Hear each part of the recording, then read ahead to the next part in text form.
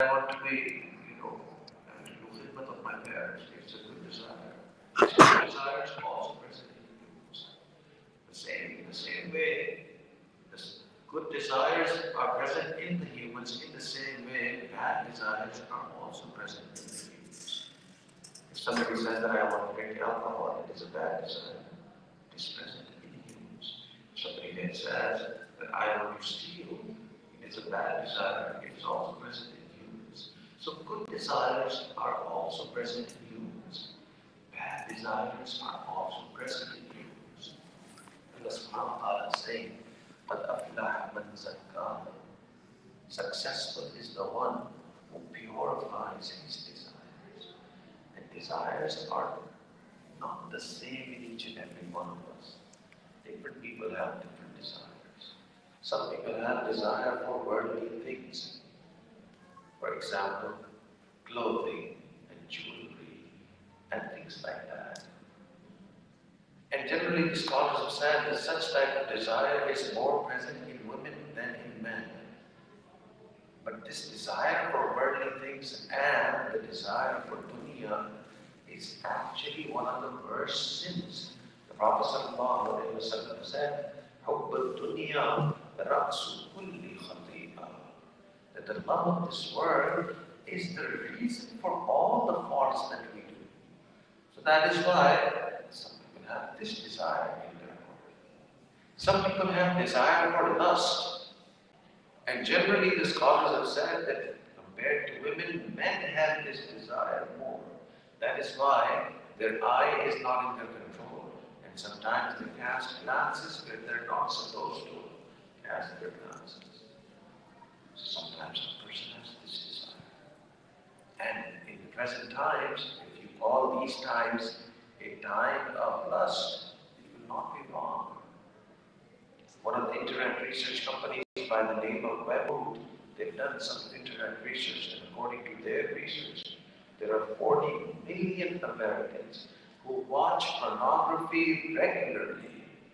Just imagine what is the condition of this eye if this is what we are doing. In one of the research papers written by this research group, they say that every day, the emails that are disseminated from one person to another, among those emails, 2.5 billion emails contain pornographic stuff. Allah. So these are the times of lust. And some people have this desire for lust. Some people have desire for the worldly things. Some people have this desire for anger. And we think that anger is not a desire. But the reality is, if you look at the hadith and the Quran, this anger is one of the worst desires in human beings. The Messenger ﷺ said, Al-Ghazabu yufsidul iman. This anger actually destroys your iman. That is why a person who's angry, there's no feeling, there's no emotion for the love of Allah in his heart. There's no emotion. All of the emotions are burned away by the anger. In fact, this anger is such a sin that if a person has anger inside of him, even if he's on the path of being religious, still this act of worship he's deprived of the act of worship.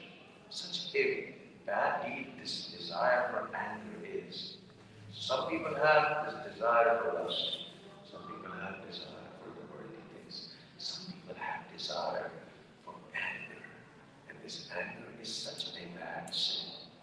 The Messenger said that the best one among you is the one who it takes a very long time to be angry. And it takes a very short time for him to come back to normality. So some people have this desire. Some people have desire for lust. Some people have desire for worldly things. Some people have desire for anger. Some people have desire to eat. And all the time, just food is just running in their minds.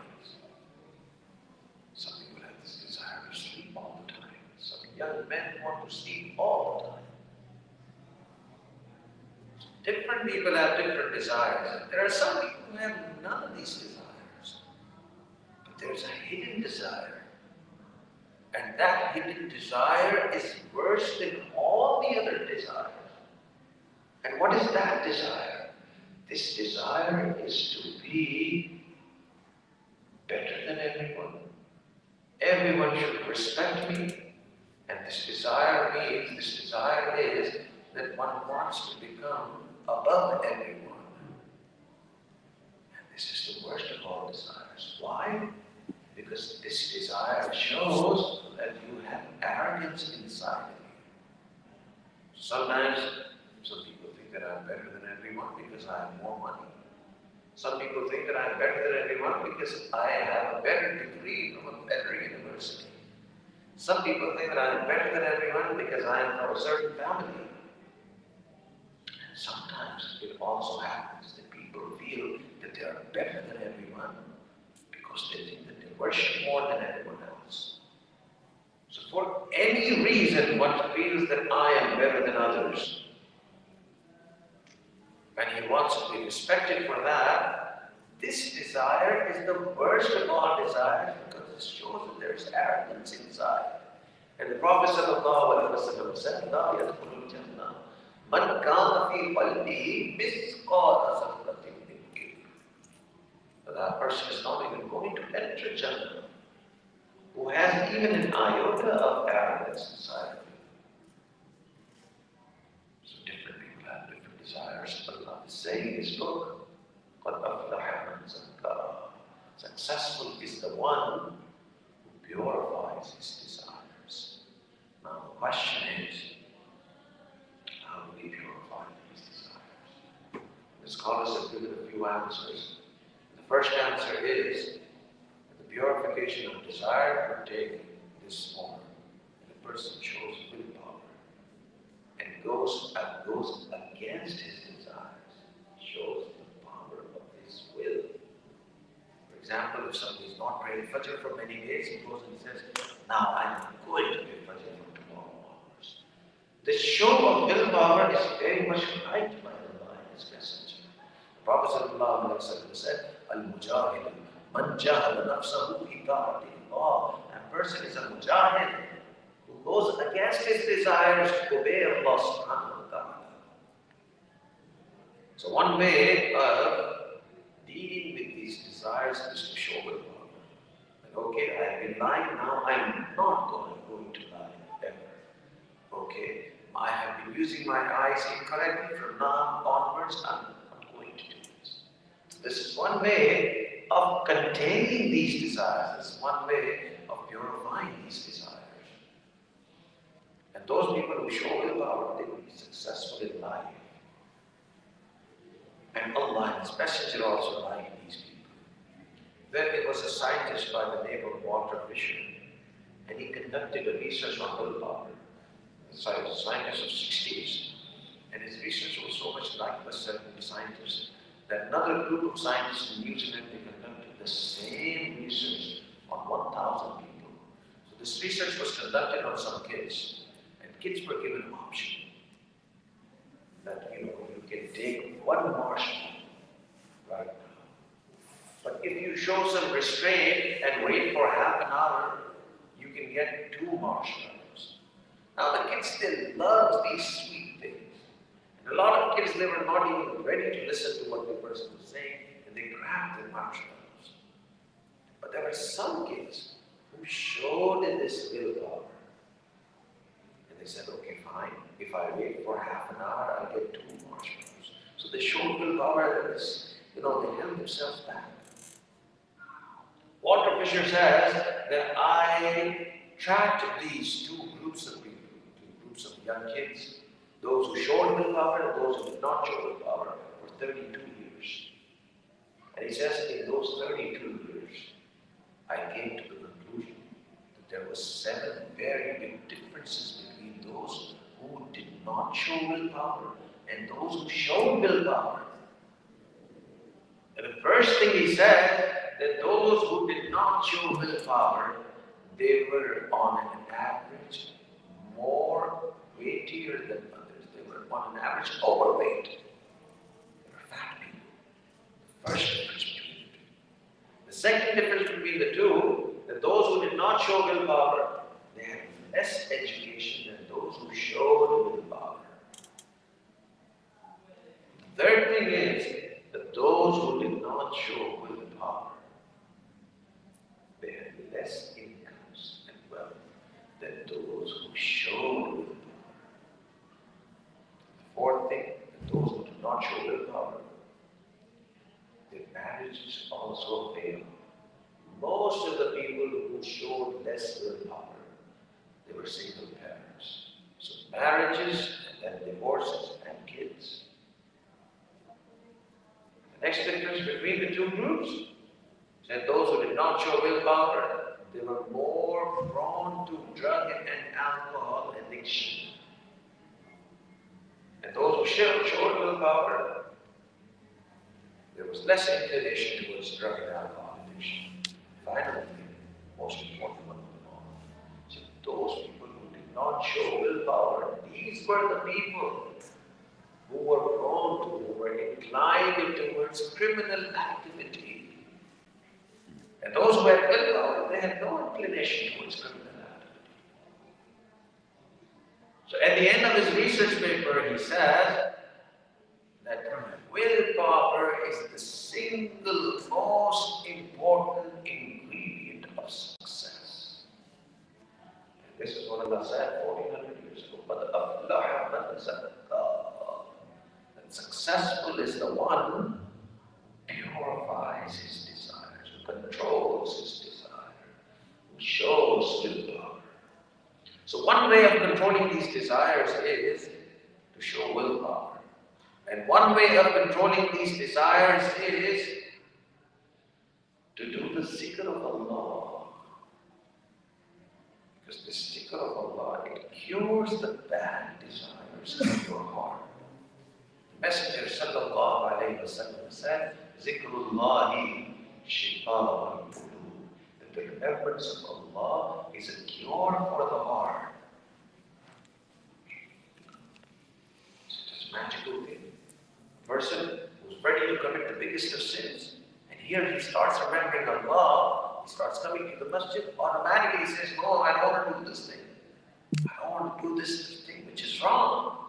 Nobody's forcing him. Why is he doing it? He's doing it because the zikr of Allah is a magical thing. It has an effect on the heart. It cures the heart. And the zikr of Allah is not something specific. Be anything. Making a lot of dua is a zikr of Allah. Reading a lot of nafil prayers is the zikr of Allah. Reading the Quran is the zikr of Allah. Doing a lot of istighfar is the zikr of Allah. Sending salawat on the blessed messenger sallallahu alayhi wa sallam is also the zikr of Allah. So it could be any of these things. So there was a young man who came to a sheikh and he said, Sheikh, my eyes are not in my control. I just keep on looking at women. So what is the solution to this problem? And the Shaykh said, go to school. And he said, Shaykh, I go to college and I'm a very educated man. I don't understand this. How doing a lot of zikr and doing a lot of tasbih and stuff, or reading the Quran is going to help me control my eyes? You have to give me a logical answer to this. So the Shaykh said, okay, I'll give you a logical answer. And the Shaykh said, I need you to do me a favor. And he said, what? The Shaykh said, well, this is a bowl of milk. I just want you to take this bowl of milk. And I would like you to enter from one side of the market and come out from the other side of the market. Can you do this much for me? He said, Shaykh, of course, this is very easy for me. I'll do it, inshallah. Now the Shaykh said that the condition is that not a single drop of milk should fall on the ground. This is the condition.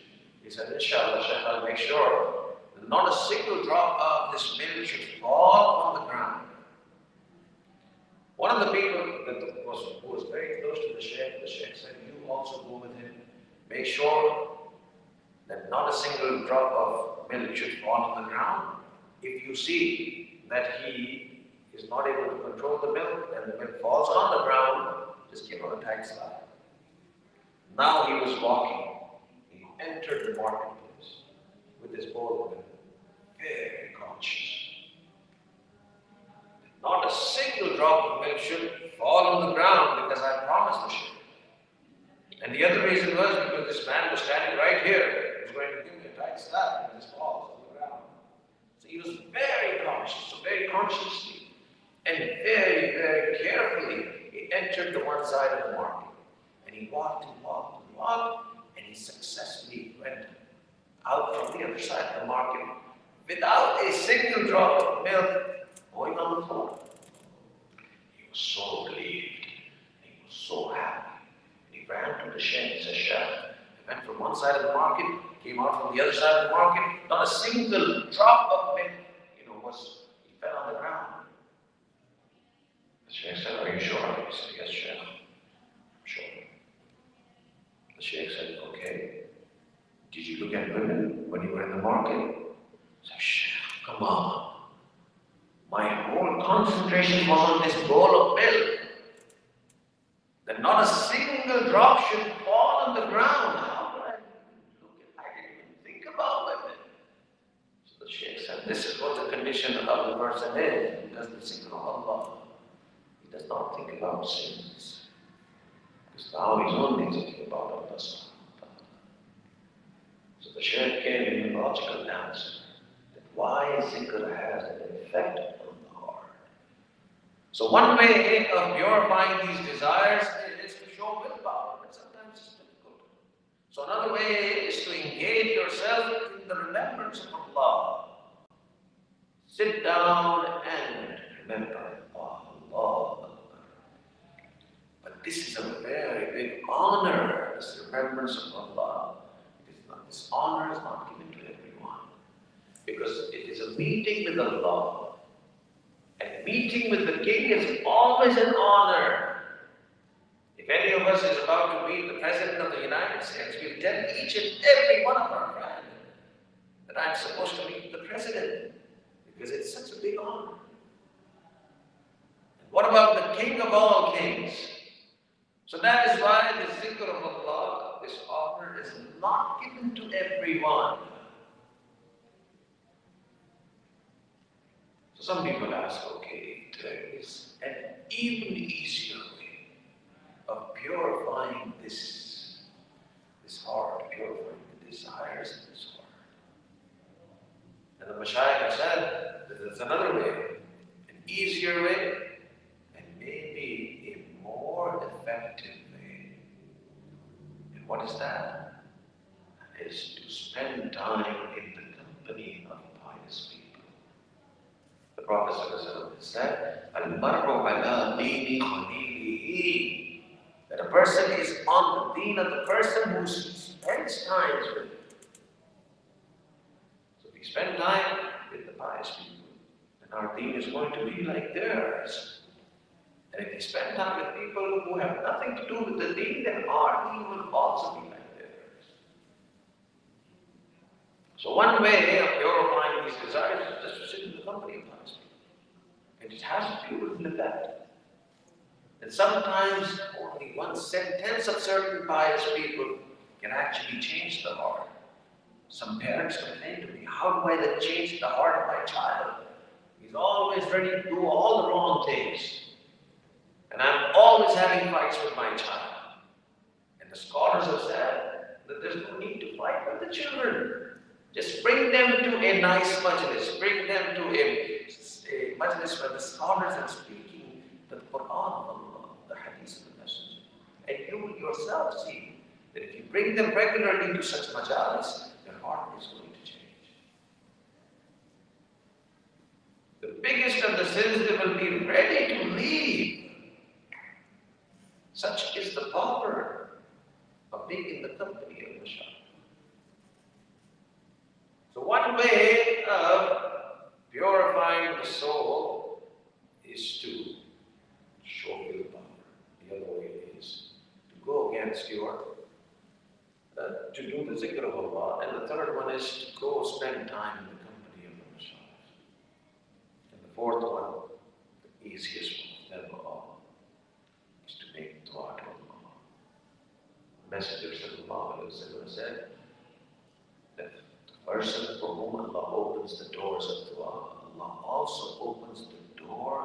mercy for that person. So this is one story I will just tell you. A businessman in Karachi narrated this himself, and then inshallah we end the talk. The businessman, he says that different people have different desires, and my desire was to drink alcohol. And I was so fond of drinking alcohol. Allah. He said that every night I would drink alcohol.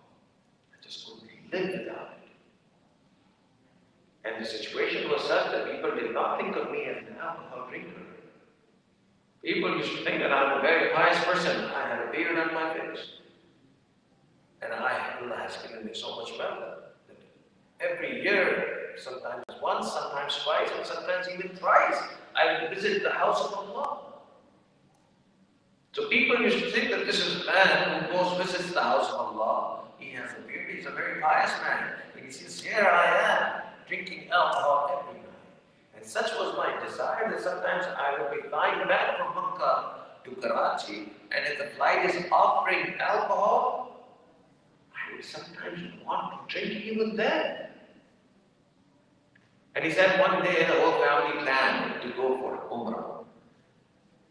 And the night before, right, the morning that I had the flight, just the night before, I went with my friends and had a huge round of alcohol. And when I came back home at Fajr time, I was completely trashed. And my wife looked at me and she said, Allahu Akbar. What a deprived person you are. And he said that at that time I was so intoxicated I told my wife to shut up. So she became quiet, but this thought remained in my heart that nobody could be as worse as I am. That Allah has given me the opportunity to visit His house in the morning and the night before, I'm doing this. So he said, these are his words, that when I wore the ihram to go to the airport, the alcohol was not out of my body yet. And he said, I went to the airport, the Karachi airport, and it's a 4-hour flight to Jeddah. Took this flight, and in the afternoon we were in Jeddah, and in the evening we were in Makkah. And we went to the hotel room and dropped off our bags, and then we entered the Haram for Umrah. And he said, again I looked at these thousands of people in the Haram, and I thought to myself, there's probably nobody as bad as I am. There could be nobody here who has these bad desires that I carry in my heart. He said, I did the tawaf in a very sad way, and I did the sa'i. It's also very sad. The kids of the family and my wife, and they all said that, okay, we're going back to the hotel room. And I said that, okay, you guys go, I need to stay here. So I stayed back. And I was looking at the house of Allah, and I was thinking to myself, what a wretched person I am. And then he says, I don't know, something happened to me. I walked up to the door of the Kaaba, and I held the door of the Kaaba. And I said this to Allah. Now look at his words of dua. He said this to him. He said, oh Allah, today I'm not here to tell you that I'm going to leave this sin. Because I've told you this many, many times. And I never leave this sin. Oh Allah, I'm telling you that, oh Allah, if you want me to leave this sin, then I am presenting myself to you. So these were his words of du'as, done with a lot of humility and a lot of remorse. And he says this, these are his own words, I heard in my own ears. He said, that day and today is 17 years. And in 17 years, I have not touched alcohol even once. So one way of purifying the desire is to ask that Lord of the heavens and the earth. And He has our hearts in His fingers. We make dua to purify these desires for us. We are weak. It is difficult for us to purify our desires. For Allah to purify these desires is the easiest thing. May Allah make us from among those sinners who have been forgiven.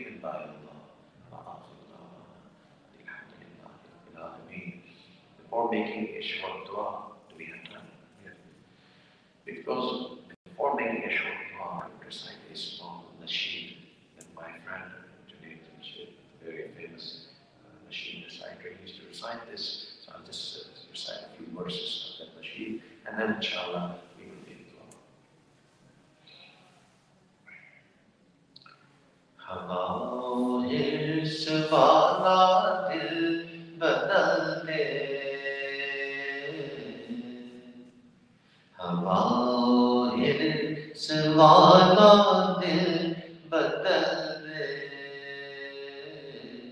میرا غفلت میں ڈوبا دل بدل دے بدل دے دل کی دنیا دل بدل دے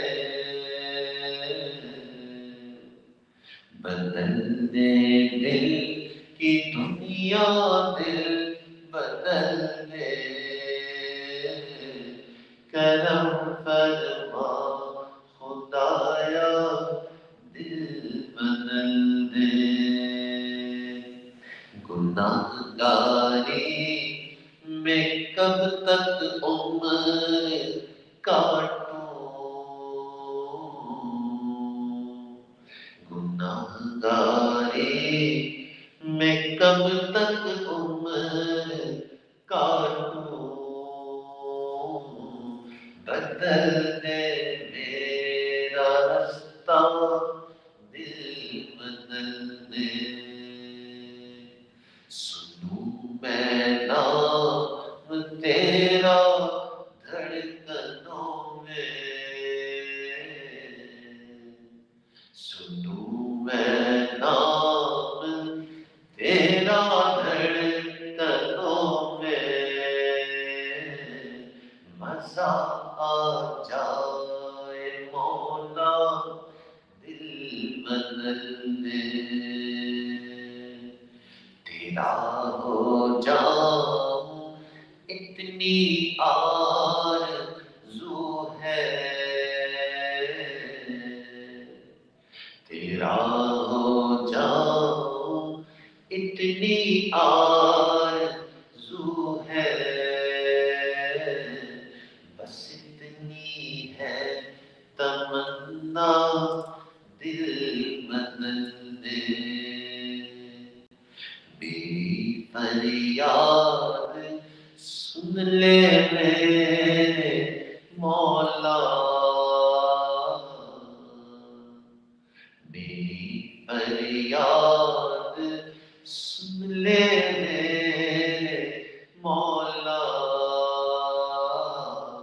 بنا لے اپنا بندہ دل بدل دے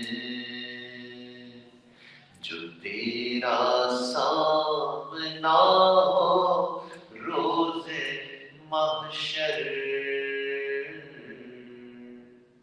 جو تیرا سامنا ہو روز محشر تو دیکھے مسکرا کر دل بدل دے ہواؤں حرص والا دل بدل دے میرا غفلت میں ڈوبا دل بدل دے میرا غفلت میں ڈوبا دل بدل دے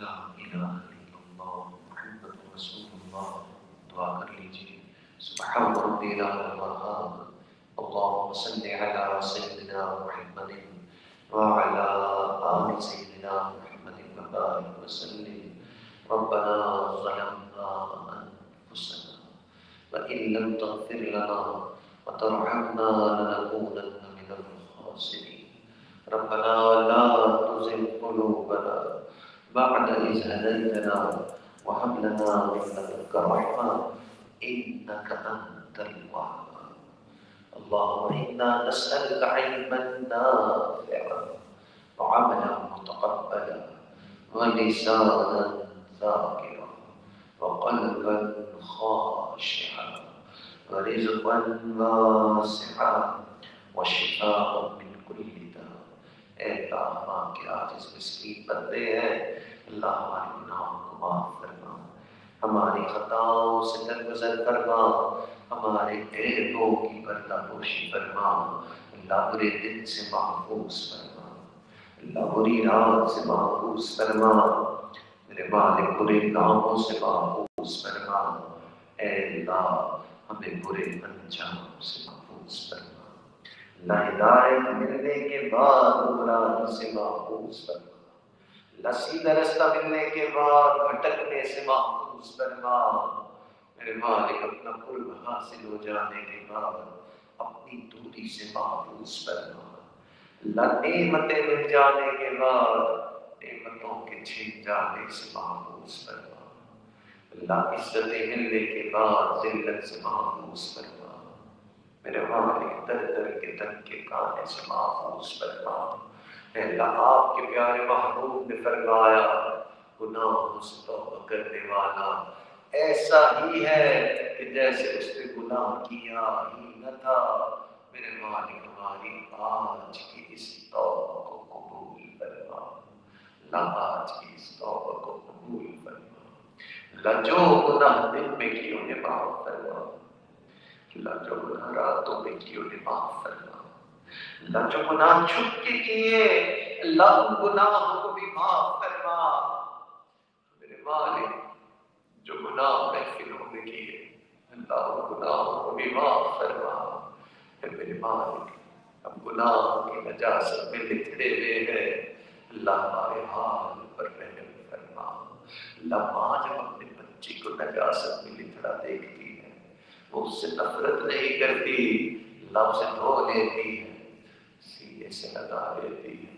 اے اللہ آپ بھی ہمیں گناہوں کی نجاست میں دیکھ رہے ہیں، میرے مالک نفرت نہ فرمائے، اللہ دھو دیجئے، اللہ اپنے مقبول بندوں میں شامل فرما دیجئے، میرے مالک میں نیک نہ بن سکا، اللہ تیرے نیکوں میں آ کے بہک گیا، اللہ نیک نہ بن سکا، اللہ نیکوں میں آیا بیٹھا ہوں، اللہ ان نیکوں کی برکت سے اے اللہ ہمیں بھی نیکی نصیب فرما، اللہ ان نیکوں کی برکت سے اے اللہ ہمیں بھی اپنی محبت کا ایک قطرہ نصیب فرما، اللہ ان نیکوں کی برکت سے اے اللہ ہمیں بھی نماز کی حضوری نصیب فرما، اللہ سجدے کا سرور نصیب فرما، اے اللہ رات کے آخری پہر کے مناجات کی لذت نصیب فرما، میرے مالک رحمتوں کا معاملہ فرما، اللہ آپ کو ناراض نہیں کرنا چاہتے، میرے مالک بس کمزور ہے، اللہ کبھی شیطان ہمیں غلط راستوں پہ ڈال دیتا ہے، اللہ کبھی ہماری خواہشات ہمیں غلط راستوں پہ لے جاتی ہے، اے اللہ ہمارے لیے گناہ چھوڑنا بڑا مشکل کام ہو گیا، اللہ آپ کے لیے گناہ چھڑوانا آسان ہے، اللہ گناہوں سے پاک زندگی نصیب فرما، گناہگاری میں کب تک عمر کاٹوں، گناہگاری میں کب تک عمر کاٹوں، بدل دے میرا رستہ دل بدل دے، ہوا حرص والا دل بدل دے، میرا غفلت میں ڈوبا دل بدل دے، اللہ رحمت کا معاملہ فرما، اللہ جو ہم نے دعاؤں کے لیے کہا اللہ ان کو بھی دعاؤں میں شامل فرما، اللہ جو گھر کی ناچاکیوں کی وجہ سے پریشان اللہ ان کی پریشانیوں کو بھی دور فرما، اللہ جو کام کاروبار کی وجہ سے پریشان اللہ ان کی پریشانیوں کو بھی دور فرما، اللہ جو اولاد کی وجہ سے پریشان اللہ ان کی پریشانیوں کو بھی دور فرما، اللہ اولاد کے غموں سے محفوظ فرما، اللہ اولاد کے دکھوں سے محفوظ فرما، میرے مالک جو اپنی صحت کی وجہ سے پریشان اللہ ان کی پریشانیوں کو بھی دور فرما، میرے مالک اٹھے ہوئے ہاتھوں کی علاج فرما، اللہ اٹھے ہوئے ہاتھوں کی علاج فرما، اے اللہ اس مسجد مدرسے میں اپنی خاص نعمتیں برکتیں نازل فرما۔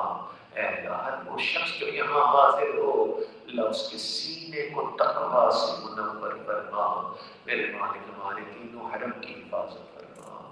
اے اللہ ہمیں بار بار اپنے گھر کا دیدار نصیب فرما۔ اللہ اپنے پیارے محبوب کے در کی حاضری نصیب فرما۔ اے اللہ ہمارے عزیز اقارب رشتہ دار مشائخ اساتذہ آباد ہیں جو بھی اس دنیا سے فوت ہو چکے ہیں، جو حیات ہے اللہ ان سب کی مغفرت فرما۔ اللہ جن کی مغفرت فرما دی اپنے قرب کے اعلیٰ درجات نصیب فرما۔ ربنا تقبل منا انک انت السمیع العلیم تب علینا انک انت التواب الرحیم۔ وصلی اللہ تعالی علی حبیبہ سیدنا محمد وعلی آلہ واصحابہ اجمعین برحمتک یا